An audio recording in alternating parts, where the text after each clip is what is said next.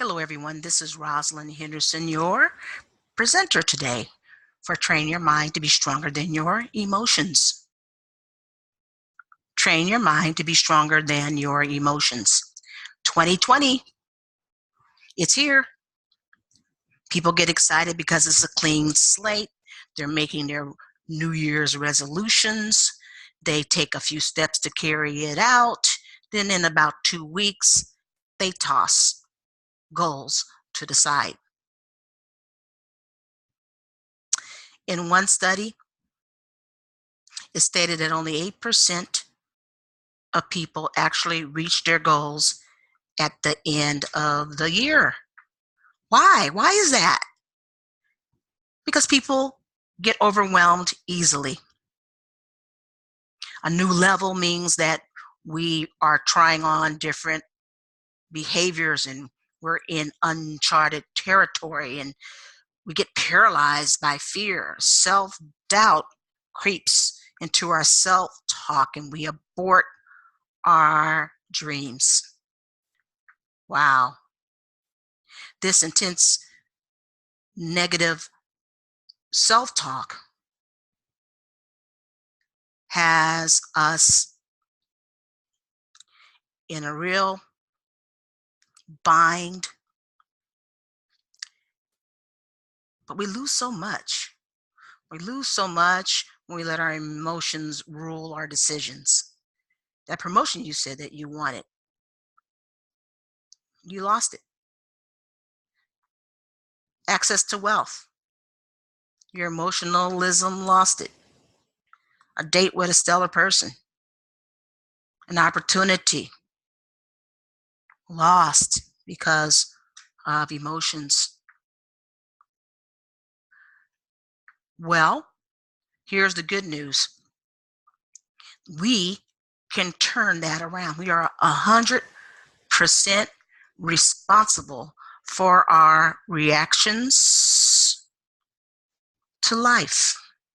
We can soothe the emotional brain. We can train our minds to be stronger than our emotions.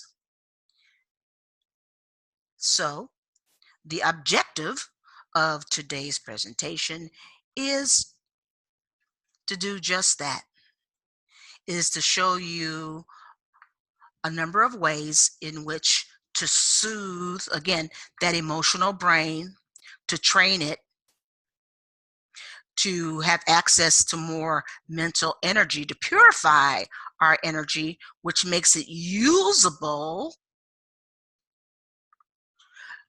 to build the life that we want. You can design your life. This webinar is going to be divided into two parts. First part, of course, is exercises to tame the emotional brain. You notice the person who is meditating. We're going to explore the topic of forgiveness. What, Ross? Forgiveness? Absolutely. It has been studied and documented that unforgiveness dams up our emotional energy, keeps us in a heightened state of fear and anger. It actually is an ingredient in mental illness. How can we get free from it? So again, we're better able to utilize our decision-making skills, problem-solving skills, concentration to solve life problems that affect not only yourself, but those around you. Then we're going to talk about a wonderful model taken out of the world of cognitive psychology that can help you again reality test your thoughts and negative emotions. And as you do, you quiet negative emotions so that you are able to access the more rational part of yourself. Let me just say, these skills alone will make you a badass. Just straight out. All right, so let's talk a little bit more about the second half of our webinar. We're going to be talking about the brain, cultivating the mind. The first thing I want you to consider is the brain structure itself. Oh my goodness, there is so much toxicity out there in the world, whether it's on the edge or the end of your fork or toxicity out there in the environment. And there are things you can do to amplify your brain's ability to think, to function. You want a sharp mind, you want concentration skills, you want flexibility in your thinking, then we have to support the brain structure. In addition to that, there'll be a discussion on just how can you download in a quicker manner thinking skills. How can you sharpen your thinking skills? Well, here's a hint. It starts with people, and we'll talk a little bit more about that in a moment. Last but not least, I will be speaking about brain hacks, like apps. There are brain apps out there, again, that can keep your mind sharp, that can help you have the cutting edge when it comes to thinking skills. We'll discuss that in a moment. But first, let's delve into how to soothe the emotional brain. We're training our minds to be stronger than our emotions. First step, let's talk about negative thinking styles. Negative thinking styles are critical because the way we talk to ourselves determines the level of our success. Just plain and simple. There are 12 automatic negative thinking styles. They're automatic. That means oftentimes you're unaware they're operating. Something out there external to yourself happens with a person or an event. You have a reaction. You see that through tunnel vision.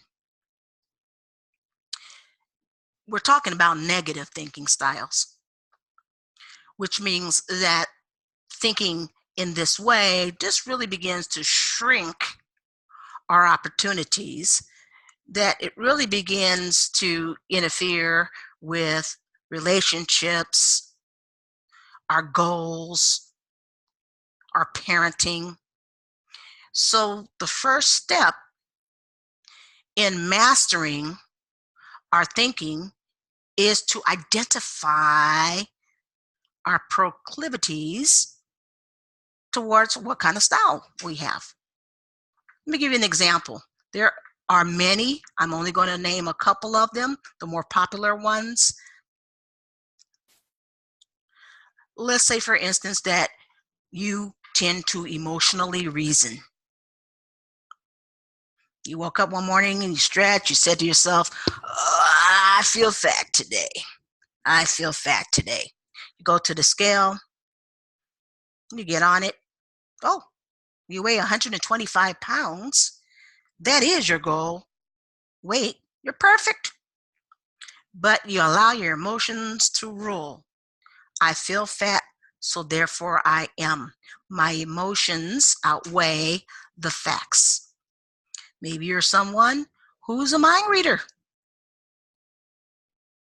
You just know that people should know what you think and feel. For example, it's your birthday and your husband presented you with these beautiful long stem red roses. but you're pouting. You're angry because you wanted him to take you to that new French restaurant. Did you ever ask him? Did you drop any hints? No, in your mind, he should know to do this. And now you're miserable on your birthday. So you can see how transforming negative thinking styles are important to upgrade the quality of your life. I want to share what are the really popular negative thinking styles. There are 3 of them: personalizing, pervasive thinking, and permanent thinking. These are the 3 P's, 3 negative thinking styles that really color and influence our negative emotions, which can, without intervention, seep into our attitudes, seep into your behavior, and sometimes cause embarrassment for us, or it gets in the way of opportunities, growth, and joy. Personalizer. This is someone who attributes external events to themselves. If the boss is angry, we say to ourselves, you may say, what did I do to make the boss so angry? Or, did you notice that our son Billy was so quiet at the dinner table? What did I do to cause that? Goodness, we're the center of these external events that will cause misery. Then there is the pervasive thinker. The pervasive thinker. They tend to smear negativity in every area of their lives. Perhaps one area of their life is stressful, taking on a new job. There's much to learn. You stretch every day in order to learn those things, make mistakes along the way, and you're beating yourself up. You're creating internal stress. A pervasive thinker, even though it's just that one area in life that's stressed, they will see as their total lives in a negative, burdensome way. Now it's my wife. She's making me upset. I don't even know why I married her. My children, I wish they could just do X, Y, and Z. My money's funny. My health, all I want to do is sleep. We transfer that negativity onto every aspect of our lives if we are a pervasive thinker. The last P is permanent thinking. Permanent thinking. When you're a permanent thinker, you're basically a victim. You take that place of a victim. You feel unable to affect change. For example, if you grew up poor, even as an adult who can change circumstances, you hold on to the belief that it is impossible for you to grow wealth. Once poor, always poor is what you say. Positive psychologist Dr. Seligman, he terms this learned helplessness. learned helplessness. It is a very common, but a very difficult position to put ourselves in because we believe this so thoroughly that we rather settle for less. We're quick to throw in the towel. You're quick to even naysay others who are looking to be proactive. So these are the three most popular negative thinking styles that can stimulate toxic emotions.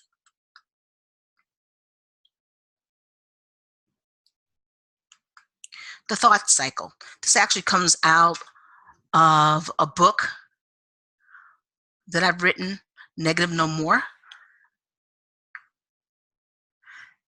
This is really an important document here because the thought cycle shows you how seamlessly a thought leads to emotions and behaviors. Look at number one. First, you have the thought. If it is a positive thought, great, then you're releasing chemicals such as dopamine, which is a joyful, feel-good hormone. On the other hand, if it's a negative thought, a fearful thought, then you're releasing stress hormones such as adrenaline and cortisol. If you stroke, if you encourage a negative thought, there's the chemical release, there's the actual awareness of that negative thought. You start becoming aware of that negative thought, even in your physical self, your physical being. Knots in your shoulders. Perhaps you're shaking or you're sweating. You're hyperventilating. Your eyes, your pupils are dilated. Your emotions, your thoughts are beginning to affect your body. And as you begin to nurture thoughts, then those emotions begin to take root. Emotions such as fear or self-doubt, anger, you name it, they begin to take root. Without intervention, strong emotions will greatly affect your attitude and your behavior. How many of you have done things and said things that you wish you could take back? How many of you have damaged a couple of friendships or family relations because you acted out of emotion rather than being thoughtful in your interactions with people? The point that I want to make here is that rather than tolerating and embracing negative thinking styles, you want to catch it early. You want to catch it at the first juncture. If you can catch negative thinking styles and transform them, then you, again, I'm going to call you a badass, and you are in control of your emotions. You're in control of outcomes because you're making better decisions on behalf of yourself and others, you're a lot happier. And that feeling of self efficacy is something to be very, very proud of. So, learning to intervene early in regards to negative emotions is the secret sauce to allowing your mind to be in charge.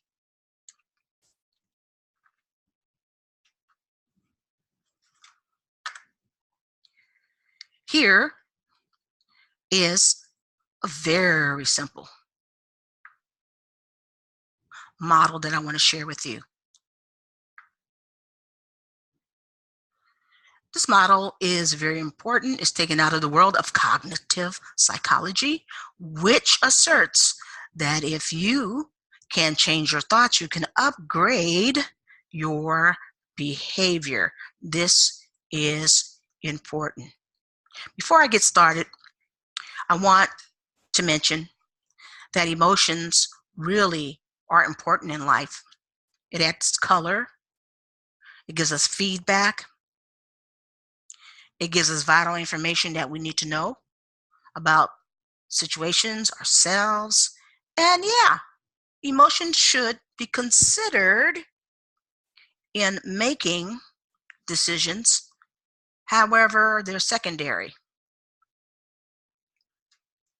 When we allow them to take the front seat, then we usually live to regret it.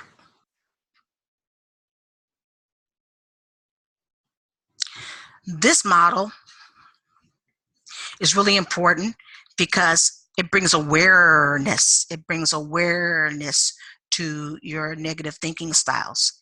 And it gives you some kind of refuge, a way to, again, to shape your thoughts and your emotions so you're more in control of your mental slash emotional self. This is very important. I totally agree with our society's emphasis on health. You can turn on the TV at any given time and see the next gizmo that is there to help get you that six pack. There's new diets that come out all the time with the idea of helping you curb your appetite, to lose weight, to be as healthy as possible. And a lot of that is in your hands. Similarly, this is what is in your hands also. Your emotional state, deciding whether to react or respond, shaping your emotional and mental health is just as important. And so there's so much more you can do to be an advocate of your own health. With that said, let's talk about this model. A stands for adverse, B stands for belief, C stands for consequences, the last C stands for counter. How do we use this model? We'll talk about that in a second. First, let me share a story that happened many years ago. I was once a teacher. And this was such a small event that somehow exploded. One morning, a coworker and myself, we were walking down the hallway. We passed our principal going in the opposite direction. She failed to say good morning. My coworker said, "What is wrong with this woman? Everybody says good morning." To which I shrugged. The second morning, the same thing happened. We're going down the hallway, this coworker and myself, and we meet the principal She looks like she's in her own world. She's looking towards the ground, and she says nothing. And she's usually a very friendly lady. This is why you notice something like that. Well, time passed and it was recess time. My coworker and we teach on the same grade level, so I saw her and she was still chewing on the fact the principal didn't say good morning. Now she's wondering, could it be that the principal's angry at me? After all, Roz, we had two different opinions at the staff meeting. You think she got angry at me about that? And she's just obsessed with the idea. I wondered to myself if much teaching had gone on in that classroom. She's so preoccupied. Then there's the third morning. It happened one more time. This time, her emotions colored her behavior. And my coworker, seeing the principal coming down the hallway, decided to make a right and pretend like she was using the bathroom to avoid the principal altogether. Wow. Wow. Let's apply the ABCC model to this circumstance. I always ask my clients to do this. They oftentimes are surprised when they begin to observe themselves. But carry a little notebook with you, a pen with you, and I want you to just go throughout your day. And if there's a situation that you have a strong reaction to, or if you find yourself nibbling and nibbling, chewing on a situation over and over, use your pen and your pad. And adverse, you're going to very succinctly write the situation that makes you upset, angry, fearful. With a coworker, it's my principal refuses to say good morning to me. Write it down. When you write it down, by the way, you're making these thoughts a lot more concrete, and that's important. Go to belief. Remember, this notebook is for your eyes only. What do you truly believe about this adverse situation that the boss is refusing to say good morning to you? Write it down. I believe maybe she just doesn't like me. Maybe she is angry at me. Maybe my job is in jeopardy because of her attitude. If that's what you think, write it down. Write it all down. Get it all out. Then go to the first C, consequences. What are some of the consequences of me believing this and seeing this as an adverse situation? Well, I've been noticing that I'm spending a lot of mental energy chewing on this. Instead of teaching, I'm chewing on this. Instead of talking about other things that could bring me joy and advance me down the road towards my goals, I'm talking about this and I'm thinking about this, and I'm having knots in my shoulders. There was one night that I had a sleepless night thinking about this. Write all the consequences you are suffering because of your belief about this adverse situation. The last part is counter.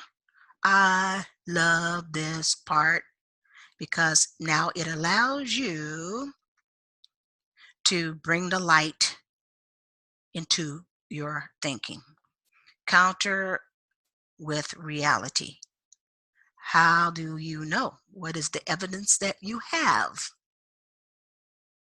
that supports the claim that your principal is refusing to speak to you? Is it really true that because you had a differing opinion with her, that she's angry with you Did you see any evidence of anger when you shared your differing opinion at the staff meeting? So on, so forth.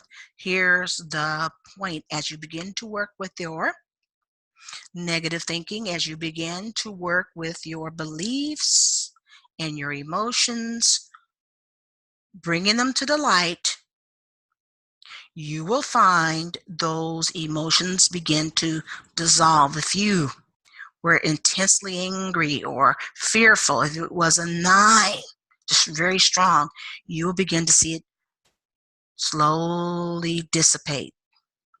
And now maybe your fear is at a 3 or 2 because you worked with your emotions, you worked with your thoughts. And what's so important about that is that as your feelings dilute, you tend to be a lot more rational. You're making decisions out of your adult self. Again, it is highly beneficial to you and others when you're operating out of your adult self. Honestly, the coworker could have taken the initiative to check in with the principal, maybe offering her coffee or saying, I see that you seem preoccupied. Are you okay? Is there anything that I can do? You can take a totally different route to situations that show character when you allow your mind to be in charge. So use this model anytime you feel you're having over the top reactions or very strong reactions to simple, uncomplicated issues. It works if you work it.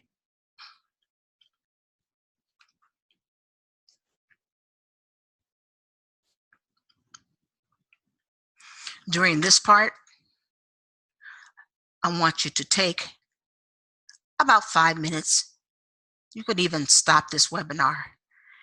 I want you to think of a recent event in which you feel you blew it. You reacted instead of responding. And I want you to rework that incident through the ABCC model. What was the adverse circumstance? What did you believe? What were some of the consequences? And now counter some of those beliefs with the truth, with the light. And then generate some more positive adult-like things you could have said or done instead. Take your 5 minutes.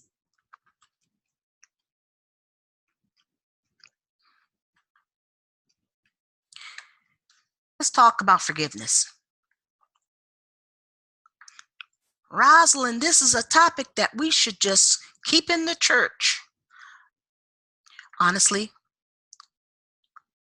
without a doubt, there will be issues between ourselves and people. We live on this planet where where you levy infractions upon other people. This is life. And it's much easier to let go of a grudge when it's something like an off-color joke or you're being cut off in traffic. It's much harder, absolutely, when you've been really hurt by an act of someone else. when it's a molestation or affair, for instance, it becomes so hard when you've been offended in that way. But it is important to go through the process of letting go of bitterness. Can you imagine living with toxic feelings for 10, 15, 25 years? It affects your mental health. And research tells us that depression, anxiety, distorted thinking, all that's byproducts. That's byproducts of holding a grudge. Imagine being chained to an event that happened 10 years ago. Imagine reliving it over and over. You're living in the past rather than living in the present. You're damming up energy and wasting time that could better be used in building the life of your dreams. Not only that, impure or toxic emotions are definitely linked to physical ailments like cancer, autoimmune issues, and cardiovascular issues. Is it worth harboring internal bitterness? So when you forgive, of course, still seek justice. You can let go and, yes, look for amends. Yes, you can forgive somebody and release them. Who says you have to be in relationship with them? Now, I do know that many of you out there are spiritual. You have a working knowledge about forgiveness. I have another webinar that goes in depth about the steps and stages you go through in fully letting something go. I just want to emphasize how important it is to free yourself in this way, because you're freeing your mind. I want you to find, it could be a pastor or a priest, spiritual friend, or if there's deep damage, find yourself a therapist with whom you can start this process. It is so well worth it. You clear up physical ailments, you're going to clear up emotional issues, you free up your mind so that there's an additional bandwidth to use to learn whatever lesson you need to learn, to process the hurt, and to deliberately rebuild your life despite the offense. There's an exercise. I'm going to give you my email address, rosalindhenderson1@gmail.com, ROSALIND, 1, the digit 1, @gmail.com. Send me an email, put in a subject line, letting go. And then the body is up to you. How much you want to share with me. Tell me what you need to let go of.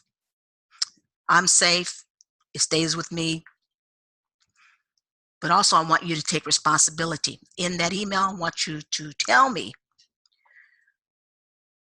who's your accountability partner in this, who's going to help you go through the process of letting go. Because there's many aspects to just even one offense that oftentimes we need to look at. I'm trying to light a fire under you. There's urgency here because there's so much at stake. I want to see you free, and I want you embracing your well-being. Forgive. Now we're on the second half of our webinar. Stronger mind, stronger mind. We have quelled, we have quieted the emotional brain. Now it's time to build our mind. That's really important. Learn how to utilize your prefrontal cortex. Now, see, that's the place where there's logic and rationality. That's where it resides.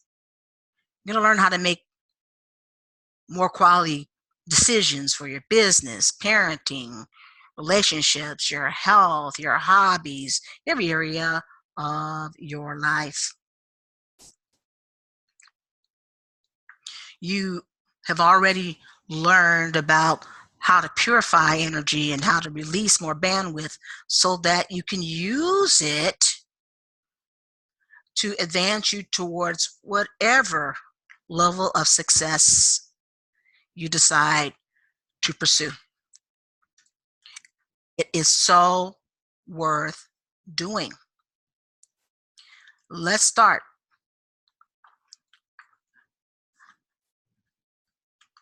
People call it brainstorming, and that's the act. That is indeed what you do. Brainstorming is really important. In fact, this is a hack. This is the shortcut to really sharpening your thinking abilities, is to hang around someone who you think is successful, particularly in an area that you need to grow in. If you sit under them long enough, you begin to internalize them.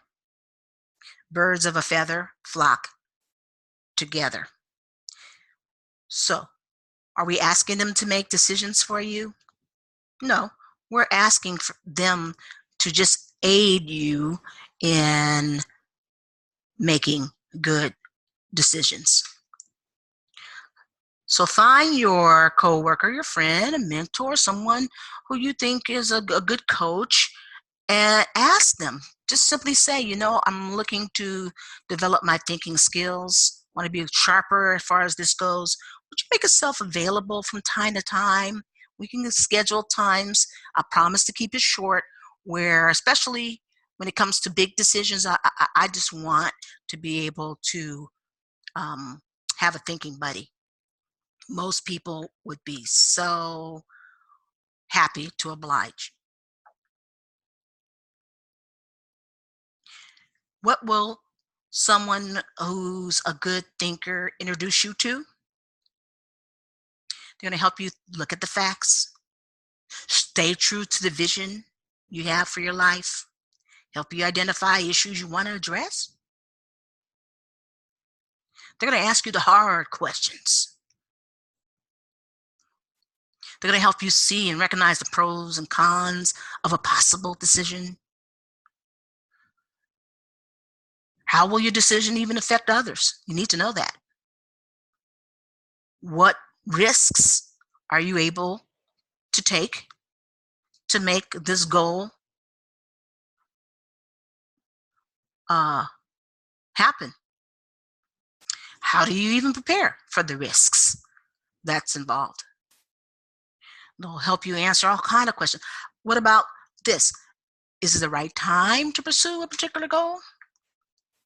In essence, you just get fresh ideas, new perspectives, all this which can alter your final decision.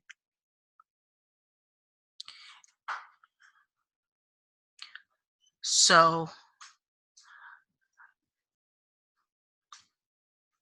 Marie had been a teacher for 25 years, and she wanted to retire probably a few years even prior to the 25 years. It seemed like the politics of education and all of that really just wore her down, and she was getting sick, she was stressed. And so what she did was she began to find others who had retired, and she asked them critical questions. She asked Is there anything that I need to know about retirement, the whole process that I haven't considered? She hired a financial planner to help her look at her finances so she would know what retirement would actually look like. She got a number of thinking buddies to help her make good decisions so that by the time she did retire, the life that she had envisioned manifested. She's doing well in retirement. She's very happy. So write down the name of a person who has excellent thinking skills and begin to work with this person over time. And you're going to find yourself very subtly growing in very distinctive ways as you make better decisions.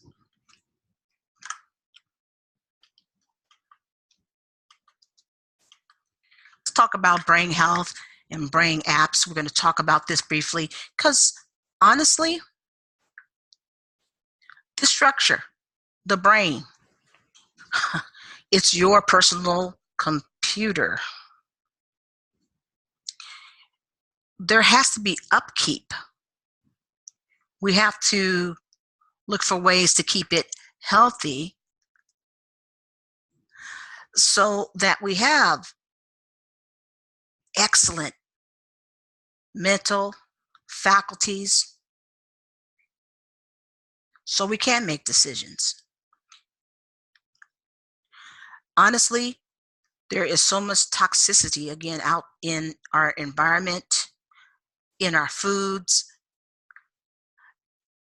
And what's important about that is that this can cause inflammation.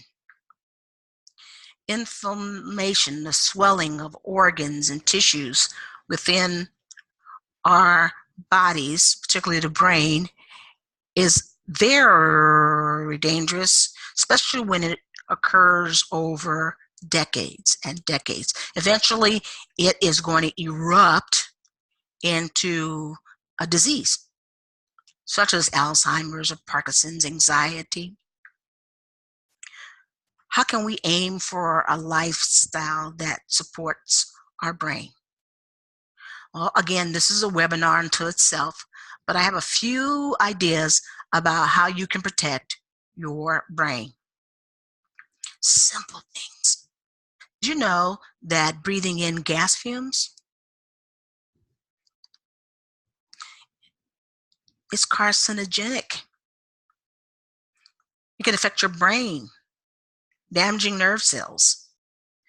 That's such a simple fix. If you are like me, you pump gas. If you smell the fumes, I want you to readjust your position so that you don't smell fumes. Oh my gosh, Rosalind, that's so simple. Yes, because if you do this for 10, 20, 30 years, your brain will thank you.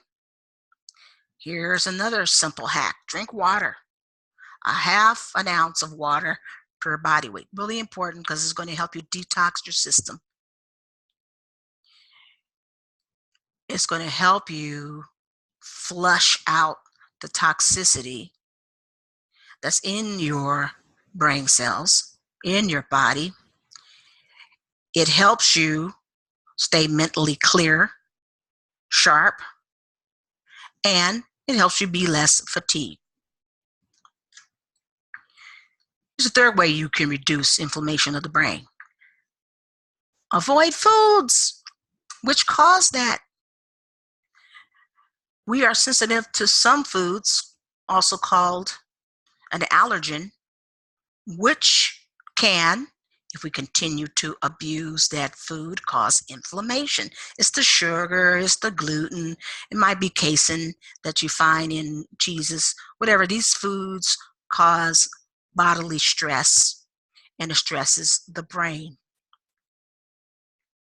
Avoid certain foods. The point is that as we take care of this brain, the structure, then we're also affecting our mind and keeping ourselves sharp, affecting our emotions. Our brains are vital to a stellar life. Last thing I want to suggest, I'm going to suggest brain apps. Science is mixed on this. Some studies suggest that it makes a big difference, especially as you're getting older and you're declining, your brain is declining. I think it's wonderful. I believe it's had positive effects on me. I am all for it. So I want to share with you some of my favorite brain apps. I love, for instance, Luminosity, because I love games and I've used it for years. They're little mini games. They don't last long, but they're really fun. They're put in different vehicles, and it just tests your memory, processing, your speed, your attention, and it also keeps tabs of how you're doing. You can see your progress, where you need to improve. This game is $60 a year. That's nominal. There's another game app, Elevate. It's like Luminosity. You do it daily for brain training, and its goal is it's going to improve your cognitive skills and productivity. It's $40 a year. What is that compared to a brain that's sharp in the end? Third one I like is Peak. Again, we're talking about mini games, and it's been used to support concentration, your memory, your problem solving, your language. What they boast about is they have scientists who are from Yale, the University of Cambridge. They've designed these games, and it's a nominal $34.99 a year. Support your brain. Support your brain. It's going to thank you. It's going to keep you processing and concentrating and making the very best decisions. Woo, so we learned a whole lot today, which I'm so happy about. We learned about negative thinking styles and why we want to intervene on that early on. We understand how forgiveness really does give us more intellectual bandwidth that we can use to create the life of our dreams. We understand more about tools that we can use to soothe our emotional brain, that cognitive model. We also learned about how to support our brain, the structure of our brain, and how to actually begin to hang around intellectual people who can really break down the nuances of making fantastic decisions. This is a lot of information. But I hope you've taken great notes, because if you use this regularly, I guarantee you will see a difference in taking responsibility for that emotional, mental self, and for promoting a brain that can help you get to goals, that it can help you problem solve, that can help you concentrate and build the exact life that you want.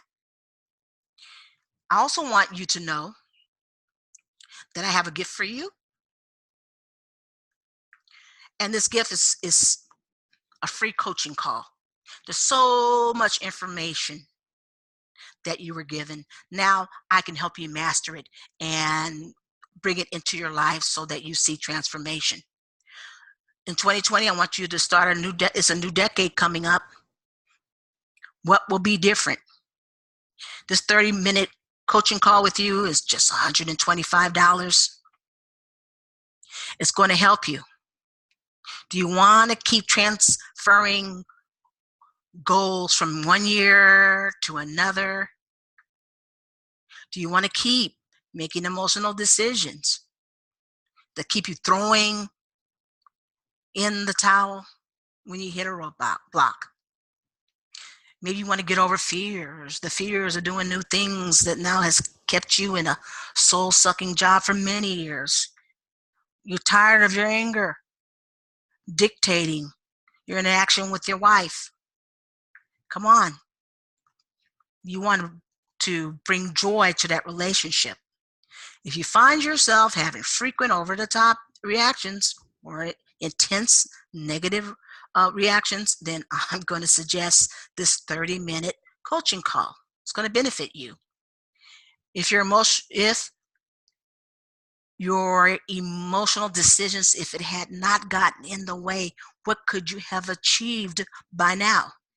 You could have mastered that degree. You could have saved that $100,000 down payment for that house. You could have married the man of your dreams. You could be enjoying better health. This 30-minute customized coaching call is designed to help you master your emotions and master your negative thinking style, so you're making steady progress towards the big goals you have for 2020. So there's so much more you can achieve once you master yourself, and you've mastered the world. Are you interested? Then all you need to do is text me right now, 310-488-7591. Write your first and last name and say, yes, I want a coaching call. Guess what? I got you. We'll schedule a coaching call. We'll begin to plan strategically the steps that you need to take in order to live the life that you want. Thank you for spending time with me. I had such a ball. I feel blessed. And to you, be at peace. Until next time, take care.